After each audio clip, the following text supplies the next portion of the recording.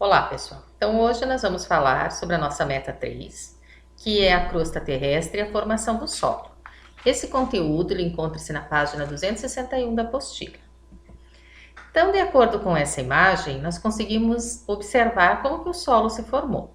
Então, o solo tem aqui, primeiro, a formação rochosa, que é a rocha-mãe, que deu origem ao solo onde nós vivemos, onde nós pisamos, onde nós plantamos, construímos as nossas casas e tudo mais.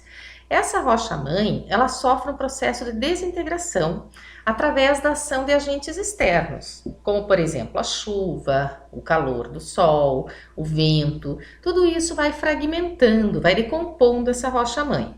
E esses minerais que formam essa rocha vão ficando expostos no ambiente e aí, juntamente com restos de plantas, animais que vêm nessa região e acabam morrendo, vão fortalecendo esses minerais e a partir dali ele vai ocorrendo a presença de material orgânico juntamente com a rocha-mãe. Na terceira imagem, a gente vê que esse material orgânico, ele já está totalmente decomposto, o solo já está mais fértil, já tem mais nutrientes, tem um material orgânico misturado com os minerais que constituem a rocha, e aí formou-se um horizonte A e esse humus. Esse humus é justamente esse material, esse adubo, esse material em decomposição. E lá no fundo nós observamos ainda a presença da rocha-mãe, agora numa quantidade menor, num aspecto inferior comparado à imagem 1. Então, ocorreu uma formação inicial dos horizontes que constituem o solo.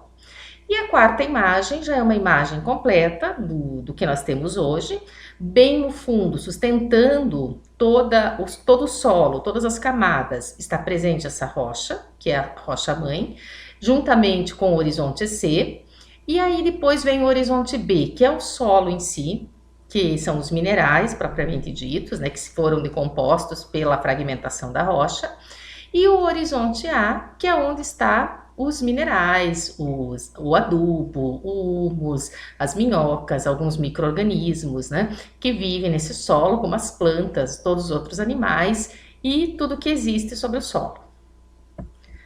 Então, o que é o solo? Essa camada superficial da crosta terrestre, composta basicamente de minerais, que vieram justamente dessa degradação da rocha, e do material orgânico, que ele veio tanto da origem vegetal quanto da animal.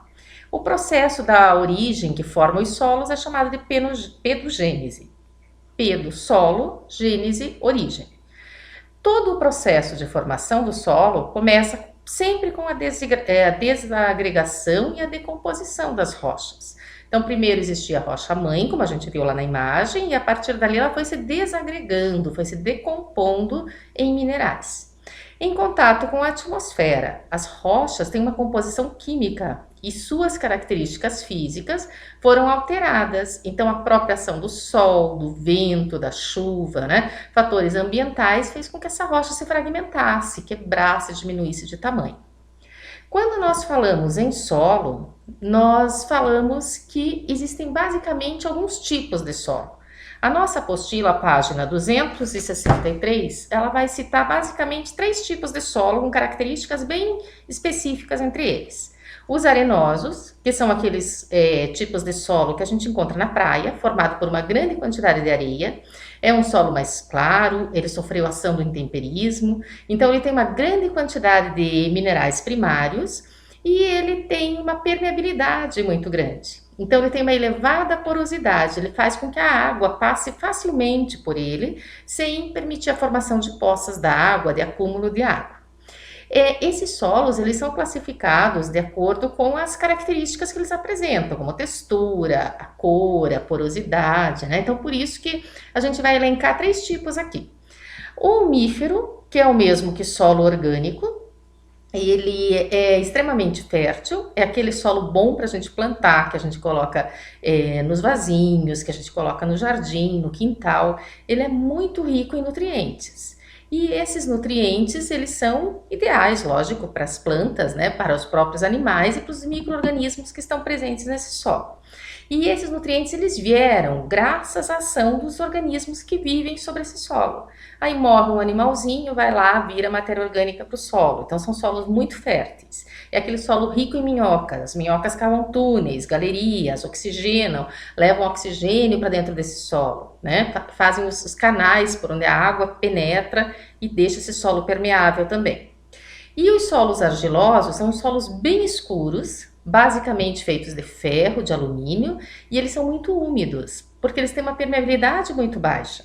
Então, esses solos são aqueles que, quando chove, empoça, forma as poças d'água, porque as partículas são muito unidas. Ele é indicado para várias situações, porém, para a agricultura, esse solo argiloso, por ele ser muito compacto, ele não é tão indicado assim. Claro que se trabalhar, misturar com outras substâncias, ele pode se tornar fértil também. Aqui nós temos 3 imagens mostrando 3 tipos de solo: o solo umífero, que é esse que tem a plantinha, que é um solo fértil, o solo argiloso, que é esse bem úmido na primeira imagem, e o solo arenoso, com esse aspecto mais claro, que é bem permeável e mais pobre em substâncias nutritivas.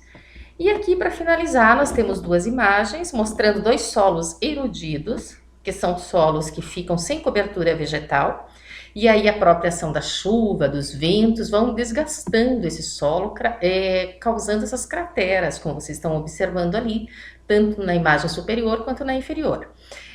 Nas próximas aulas a gente vai falar mais sobre esse tema, e hoje nós vamos finalizar aqui. Acessem o Iônica. Amanhã vocês terão 2 atividades dispostas lá no Iônica para serem respondidas sobre o vídeo, tá? Então até mais e beijos!